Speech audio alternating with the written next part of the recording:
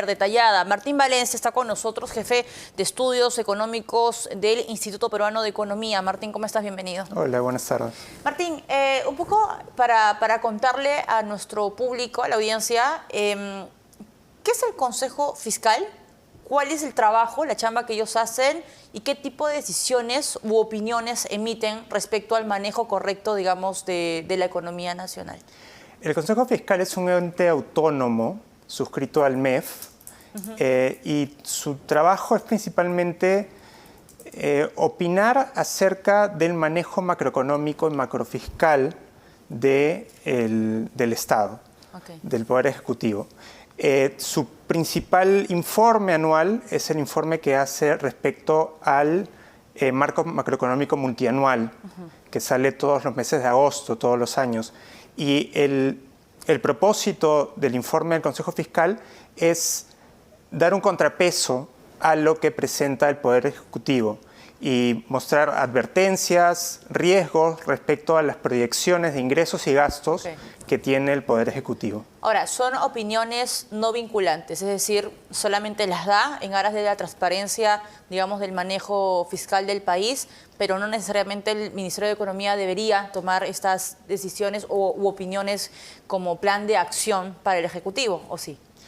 Efectivamente son opiniones no vinculantes, pero los miembros del Consejo Fiscal tienden a ser economistas o profesionales muy respetados por el medio académico, por los mismos funcionarios que están en el Poder Ejecutivo. Entonces, se precisa una opinión independiente, técnica, que es valorada y es importante que exista, que dé contrapeso a lo que da a las proyecciones del Poder Ejecutivo. Ahora, con este comunicado que ha dado o ha publicado el Consejo Fiscal el día de hoy, el 9 de octubre, ¿podemos desagregar cuáles son los puntos interesantes? En principio ellos hacen referencia al déficit fiscal. Cuéntanos un poco qué es lo que está pasando, por qué es importante el respeto, digamos, con el déficit fiscal en nuestro país y cuál es la consecuencia de no respetarla. Sí, el comunicado habla primero acerca del déficit fiscal, eso es la coyuntura más inmediata, y de ahí menciona tres problemas estructurales de mediano a largo plazo, que son el problema de la falta de cuantificación de los costos de la reforma de pensiones, el continuo rescate a Petroperú, que no logra sostenerse por sí mismo, y finalmente la deuda que ha emitido la Municipalidad Metropolitana de Lima en el último año y que es muy superior a sus ingresos, ¿no? Empecemos por el déficit fiscal. La regla de déficit fiscal está establecida en la Ley de Transparencia y Responsabilidad Fiscal. Este déficit, esta meta de déficit, en principio siempre tendría que ser 1% del PBI. Y sin embargo, el año pasado se rompió, fue 2.8%. Este año la regla que se había tenido temporal era de 2% y para el próximo año iba a ser aún menor, ¿no? Entonces, ¿qué ocurrió en julio? En julio, por medio de facultades legislativas delegadas, el MEF eleva su meta de déficit de lo que era 2.5 a 2.8%. O sea, similar al del año pasado. ¿Cómo sí, cerró? Como cerró el año pasado. Y en ese momento, el déficit fiscal anualizado a julio, que fue el mes cuando se publicó, estaba a 4%. Entonces, era una manera de ayudar, digamos, a que se logre esa meta de déficit. Sin embargo, ya estamos, las últimas cifras son de agosto, y ese déficit continúa a 4%. Entonces ya se espera, es un consenso entre todos los analistas que se va a romper la meta de déficit fiscal por segundo año consecutivo. Es decir, ¿el Estado está gastando más de lo que está registrando como ingreso? Exactamente. ¿Endeudamiento?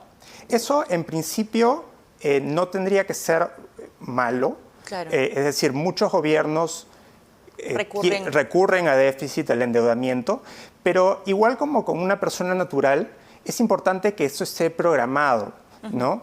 Que haya una sostenibilidad, una predictibilidad respecto a la cantidad de déficit en lo que uno incurre. Pero hasta ahora parece que la meta de déficit que la habían subido, el propio MEF había subido, tampoco se va a cumplir. Entonces, ese es uno de los riesgos que advierte el Consejo Fiscal, y no lo menciona en este comunicado, pero también ha advertido acerca de un posible subestimación de los gastos para el próximo año.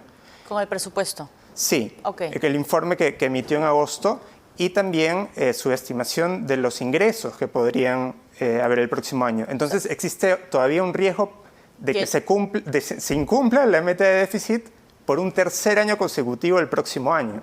Y eso en el tema de la confianza que tiene el país, ¿no? Que siempre escuchamos al ministro la espalda, la predictibilidad, la seriedad, digamos, con la que se asumen estas responsabilidades fiscales, ¿se puede romper? ¿Puede que de repente alguna entidad o calificadora nos baje el dedo? Sí, existe ese riesgo. Ya en los últimos 2 años, las 3 calificadoras más importantes han venido recortando la calificación de la deuda soberana del Perú. En las próximas semanas, la calificadora Fitch está previsto que emita un nuevo informe acerca de la calificación soberana de la deuda del Perú. Ahorita está en una perspectiva negativa, y veremos si recorta o si cambia, o si mantiene esa perspectiva. Ok. Ahora, Martín, el tema de Petroperú también está dentro de este comunicado, que ha sido bastante completo, y al final remata con una crítica bastante fuerte al Ejecutivo y al Congreso de la República, al ministro de Economía también, que no se salvó. Pero, ¿qué dice con respecto a Petroperú? Con Petroperú menciona que, bueno, que este último decreto de urgencia está simplemente solventando los problemas de corto plazo de liquidez de Petroperú, pero no existe ningún cambio a mediano y largo plazo, una reestructuración respecto a si la propia empresa podría asumir sus responsabilidades financieras. Es decir, y en el IPE hemos estimado que en los últimos 10 años se ha gastado 24.000 millones de soles en garantías, en aportes de capital y en préstamos a Petroperú. Con ello se podría haber construido más de 100 colegios de alto rendimiento, por ejemplo. Entonces, creo que la crítica del Consejo Fiscal también apunta a una mala gestión de la empresa. Por ejemplo, desde el IPE hemos visto que en los últimos 10 años Petroperú ha tenido 11 presidentes. Entonces, no se puede tener una estrategia de mediano a largo plazo con un cambio tan recurrente del mando. Martín, y mañana se cumple un mes ya sin un directorio, luego de la renuncia, digamos, de este que presentó con documentos frente a la inacción del Ejecutivo, que es lo que se leía, digamos, de manera textual en el documento que ellos sacaron. ¿Cuál es el riesgo de que todavía no tengamos un directorio? Y que justo hoy día el ministro de Economía decía ante Perú, nos estamos tomando el tiempo porque hemos visto una alta rotación justamente en los cargos, pero ¿cuáles son las consecuencias económicas con respecto a esta demora por parte del gobierno?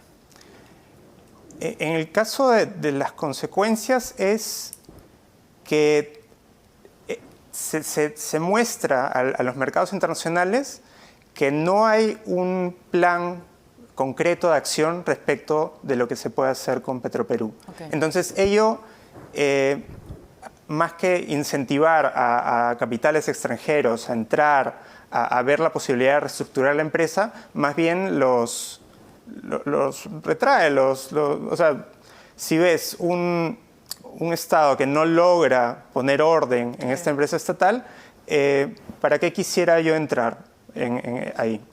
Ahora, ellos hacen una referencia en este comunicado del Consejo Fiscal sobre la falta de presencia, la falta de manejo o muñeca por parte del gobierno en situaciones donde debería salir al frente a mostrar un rostro claro o algún discurso, digamos, claro. Ejemplo, la reforma de pensiones o el tema del municipio de Lima. Así es. En el caso de la reforma de pensiones, existe el punto más controversial, quizás es la de pensión por consumo y el costo que podría venir por ese lado. Y que si bien quizás desde el interior del MEF se deseaba observar la norma, quizás hubo otras influencias dentro del Poder Ejecutivo que llevaron a que no se observe. En el mismo sentido, en el caso de la Municipalidad Metropolitana de Lima, recordemos que los gobiernos locales, como la municipalidad, pueden emitir deuda, pero solo hasta 100% de sus ingresos. Es decir, que tu deuda sea máximo el total de tus ingresos. La deuda que ha emitido la Municipalidad Metropolitana de Lima es de 300%, es decir, 3 veces los ingresos. Consideremos que el Perú, el Estado peruano, su deuda pública es de 30% nomás del PBI. Ya. Entonces, en este caso es una deuda bastante alta.